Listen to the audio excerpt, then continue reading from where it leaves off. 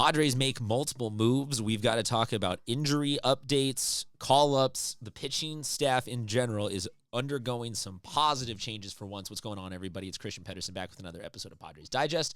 Thank you very much for tuning into the show. We always appreciate it. Also, if you could hit the subscribe button. If not, no worries. Let's talk some baseball. So I started there with Ryan Burgett and a major league call-up. We've also got to talk about an injury activation and decision in that Matt Waldron has been activated off of the injured list and moved to AAA El Paso. I think largely that is a continuation of a rehab assignment slash just you want to make sure you got a guy good to go rather than just sending him into the majors. So between those two moves, it's the first time in a while we've been able to talk positively about the San Diego Padres and the injury situation and the pitching situation. And other than that, it's been a lot of, you can go check out the timeline videos on the bullpen starting to fall apart, or on the, guys like Michael King getting injured and Yu Darvish's rehabs all not going well. So let's start with that Ryan Burgett move. And this is maybe the larger theme here of everything going on in this video, is that we are talking about, this is the relief that the starting pitching has needed for quite some time. And what we're talking about in relief might not necessarily mean that some of these guys are coming out to be all-stars or to be the next big aces or anything like that, but some of it is just having wiggle room and having potential options for dudes and whatever that we can use to make ourselves not have to stress over every single time that someone like Kyle Hart gives up a bad game or something like that in relief of an injured actual top couple of starters. So looking here, this is Burgett's stats. Like I said, he's not necessarily a nobody, but he's not an anybody yet at the major league level. I like what he brings. I think that if we've seen him in relief and starting in his appearances, one start, couple of relief appearances.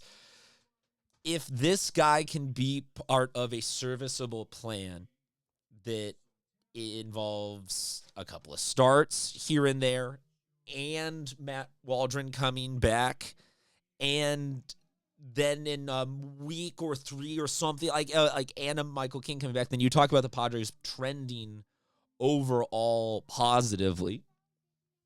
I think that you can take any good, all good news is any good news. If it's a 1% good news or 100% good, all the positive vibes we can get out there. But also I think that pitching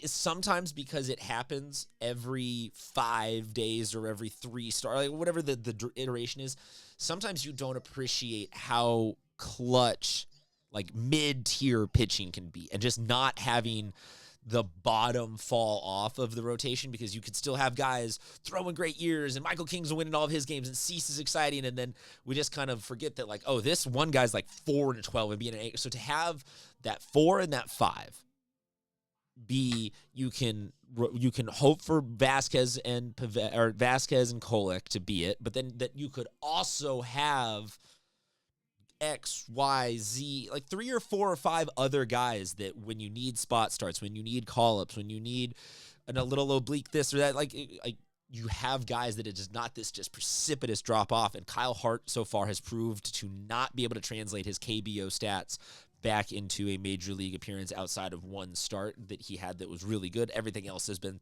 fairly bad.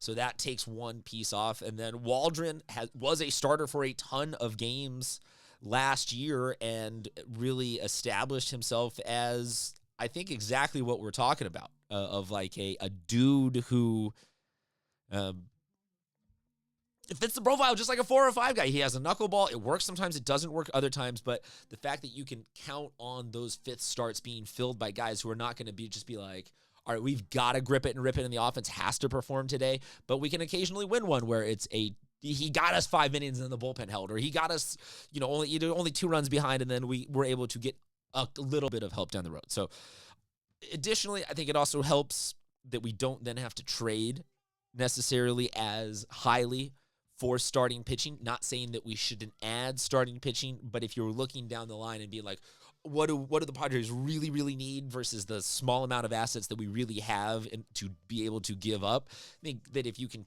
put pitching on the back burner because you got a couple of guys coming back, that is a great place to be in to make an earlier decision on fixing some of those offensive options. Let's talk about Waldron, though, because like I said, he's in AAA, but I think that this is part of a continued rehab assignment and getting him 100% right versus his necessity of just being like, them thinking, he's a minor league arm.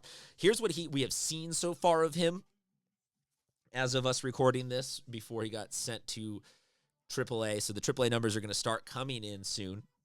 But right now, 1 run through 1 2/3, 3 strikeouts in the Arizona Complex League, and then a 2-inning showing 5 days later in San Antonio. His injury was a left oblique strain, so not something that was directly arm related, while it is still part of his overall injury. The oblique is part of your overall throwing motion. It is not necessarily what I would describe as being, the biggest concern of where these kinds of ligaments here and the stuff up here, when that goes, this goes.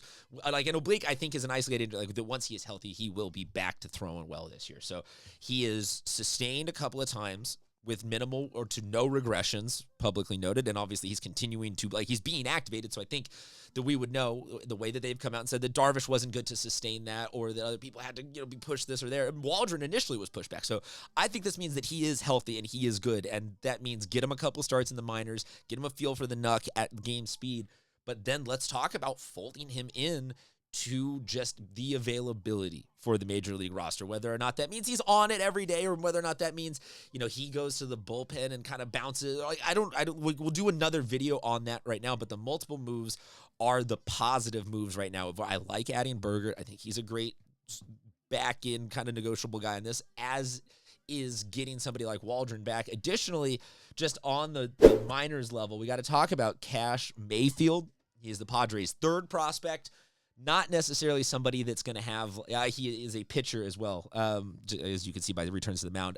Not somebody that we need to dive in super, super deep to the numbers and be like, he's going to come up and he's not this year's fix.